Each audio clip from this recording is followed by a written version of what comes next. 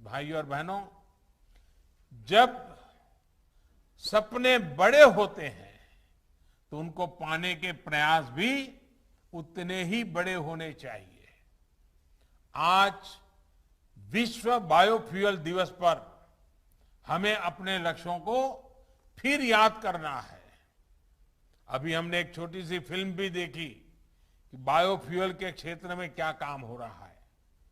Biofuel एक स्वच्छ ईंधन मात्र नहीं है, बल्कि ये ईंधन में आत्मनिर्भरता के इंजन को, देश के विकास इंजन को, गांव के विकास इंजन को गति देने का भी एक माध्यम है। बायोफ्यूल एक ऐसी ऊर्जा है जो हम घर और खेत के कचरे से, पौधों से, खराब सड़े हुए अनाज से प्राप्त कर सकते हैं। ऐसे ही एक बायोफ्यूल इथेनॉल पर देश बहुत बड़े लक्ष्यों के साथ काम कर रहा है। बीते 6-7 सालों में हम पेट्रोल में 10% ब्लेंडिंग के लक्ष्य के बहुत निकट पहुंच चुके हैं।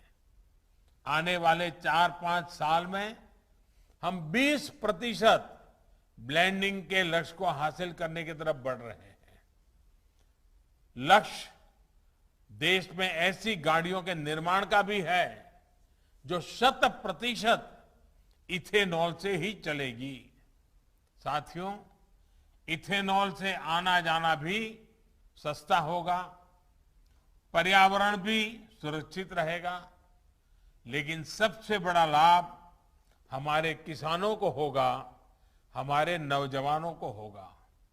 इसमें भी विशेष रूप से यूपी के किसानों, नौजवानों को बहुत लाभ होगा। गन्ने से जब इथेनॉल बनाने का विकल्प मिलेगा तो गन्ना किसानों को पैसा भी ज्यादा मिलेगा और समय पर मिलेगा। पिछले साल ही यूपी में इथेनॉल उत्पादकों से 7,000 करोड़ रुपए का इथेनॉल खरीदा गया है। बीते सालों में इथेनॉल से जुड़ी, बायोफ्यूल से जुड़ी अनेक इकाइयां यूपी में बनाई गई हैं। गन्ने के अवशेष से कंप्रेस्ड बायोगैस बनाने के लिए यूपी के 70 जिलों सीबीजी प्लांट बनाने की प्रक्रिया चल रही है।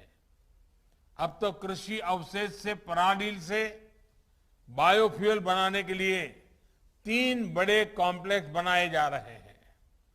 इनमें 2 यूपी के बदायूं और गोरखपुर में और एक पंजाब के भटिंडा में बनाया जा रहा है। इस प्रोजेक्ट से किसानों को कचरे का भी दाम मिलेगा, हजारों युवाओं को रोजगार मिलेगा और पर्यावरण की भी रक्षा होगी। साथियों, इसी प्रकार एक दूसरी महत्वपूर्ण योजना है गोबर्धन योजना। ये योजना गोबर से बायोगैस बनाने को प्रोत्साहन देती है। इससे गांवों में स्वच्छता भी आएगी और ऐसे पशु जो डेयरी सेक्टर के लिए उपयोगी नहीं है, जो दूध नहीं देते हैं, वो भी कमाई करके देंगे। योगी जी की सरकार ने अनेक गौशालाओं का भी निर्माण किया है। ये गायों और दूसरे गौवंश की देखभाल और किसानों की फसल की सुरक्षा के लिए अहम प्रयास है।